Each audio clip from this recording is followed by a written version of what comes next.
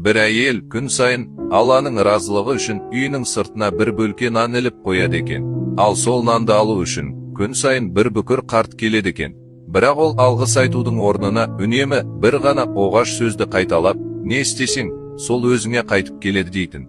Бұл сөз әйелдің ашуын келтіретін. Оған қарт рахмет айтып дұға етудің орнына бос сөйлеп, күңкілдеп жүргендей көрінетін. Бір күні әбден шаршаған сәтінде оның басына жаман ой келеді. Осы әңгімені бір жола тоқтатайын деп, ол нанға у қосып қояды. Бірақ нанды ілуге шыққанда, қолдары дірілдеп кетеді. Ақылы орнына келіп, мен не істемекпін? Мен мұндай адам емеспін ғой деп, у қосылған нанды отқа тастап, оның орнына жаңа таза нан іліп қояды. Қарт келеді де, нанды алып, әдеттегідей не істесең, сол өзіңе қайтып келеді деп кетіп қалады. Сол кеште есік қағылады. Алдында оның жорыққа кеткен ұлы тұр екен. Киімі жыртылған, аштықтан әлсіреп, әрең тұр. Ол құлап бара жатып, анашым, мен аштан өліп қала жаздадым. Бірақ жолда бір қарт періште маған өз нанын берді дейді.